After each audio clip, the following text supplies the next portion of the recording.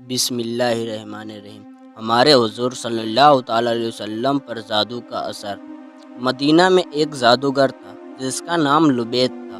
ایک بار مدینہ کے بہت سے یہودی اس جادوگر کے پاس آئے اور کہنے لگے کہ اے لبید، تم تو دیکھ ہی رہے ہو کہ یہ محمد کیسے اپنے دین کو پھیلاتے جا رہے ہیں۔ ہم لوگوں نے بہت کوشش کی محمد پر جادو کر کے انہیں ان کے کام سے روکے، لیکن ہم اس میں کامیاب نہ ہو سکے۔ اس لیے اب ہم سب تمہارے پاس آئے ہیں تاکہ تم کچھ پیسے اور اشرفیہ لے کر محمد پر جادو کر دو۔ یہ سن کر اس جادوگر نے کہا کہ ٹھیک ہے، میں اس کام کے لیے تیار ہوں۔ اس زمانے میں ایک یہودی لڑکا ہماری حضور صلی اللہ تعالیٰ علیہ وسلم کی خدمت کیا کرتا تھا۔ ان یہودیوں نے اس لڑکے کو بہلا پھسلا کر حضور صلی اللہ تعالیٰ علیہ وسلم کے کچھ بال اور کندھی کا ایک ٹکڑا اپنے پاس منگوا لیا، اور پھر ان دونوں چیزوں کے ذریعے ہمارے حضور صلی اللہ تعالیٰ علیہ وسلم پر جادو کروا دیا۔ کہتے ہیں کہ ہمارے حضور صلی اللہ تعالیٰ علیہ وسلم پر وہ جادو لبید جادوگر کی لڑکیوں نے کیا تھا۔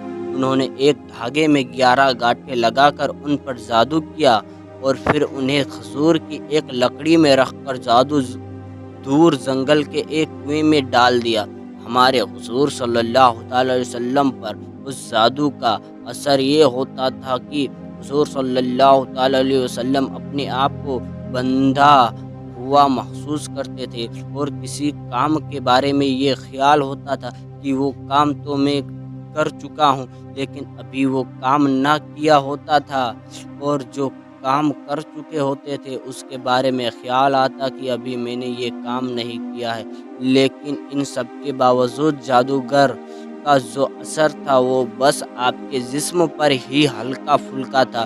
نبوت میں اس کی وجہ سے کبھی ایسا فرق نہیں پڑا کہ جادو کی وجہ سے اپنے کوئی غلط بات کہی ہو یا قرآن کی کوئی آیت بھول گئے ہیں۔ ایک بار ہمارے حضور صلی اللہ تعالیٰ علیہ وسلم عائشہ کے گھر پر موجود تھے۔ آپ نے خوب دعا کی اور اس کے بعد آپ کو نیند آ گئی اور آپ سو گئے۔ سو کر جب اٹھے تو حضرت عائشہ سے کہنے لگے کہ اے عائشہ، اللہ نے ہماری دعا سن لی ہے۔ حضرت عائشہ نے پوچھا کہ کون سی دعا اے اللہ کے رسول؟ حضور صلی اللہ تعالیٰ علیہ وسلم نے فرمایا کہ ابھی خواب میں میرے پاس 2 فرشتے آئے تھے۔ ان میں سے ایک نے دوسرے سے کہا کہ اے محمد کو کیا ہوا ہے؟ تو دوسرے نے جواب دیا کہ ان پر جادو کیا گیا ہے۔ پہلے فرشتے نے پوچھا کہ کس نے جادو کیا ہے؟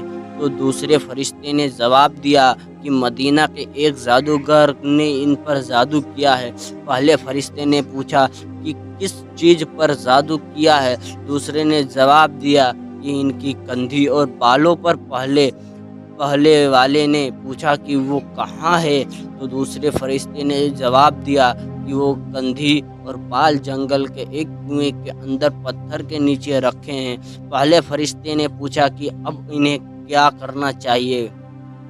تو دوسرے نے جواب دیا کہ اس کنویں کا پانی نکال کر اس پتھر کے نیچے سے وہ بال اور کندھی کا ٹکڑا نکالا جائے تو ان پر سے جادو کا اثر ختم ہو جائے گا۔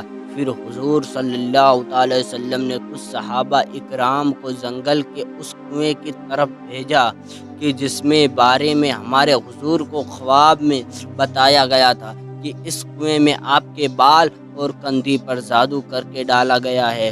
ان سارے صحابہ اکرام نے کنویں کا پانی نکالا اور جو جگہ بتائی تھی اس جگہ سے کندھی اور بال نکال کر ہمارے حضور صلی اللہ تعالی وسلم کے پاس پہنچے۔ حضرت جبرائیل نے ہمارے حضور صلی اللہ تعالی وسلم کو آ کر بتایا کہ سورہ فلق اور سورہ ناس پڑھ کر آپ ان میں سے ایک ایک گاٹھ کھولتے جائے۔ پھر حضور صلی اللہ تعالی علیہ وسلم نے سورہ فلق اور سورہ ناس پڑھ کر ایک ایک گاٹھ کو کھولا، وہاں تک کہ وہ 11 گاٹھیں کھل گئی، اور پھر آپ نے ایسا محسوس کیا کہ جیسے میرے اوپر سے کوئی بوجھ اتر گیا ہو۔ ان سب کے بعد لبید جادوگر کو بلایا گیا اور اس سے پوچھا گیا تو اس نے اپنے جرم کا اقرار کیا کہ ہاں میں نے ہی آپ پر جادو کیا تھا، ہمارے حضور صلی اللہ تعالی وسلم نے اس سے معاف کر دیا اور کوئی سزا نہ دی۔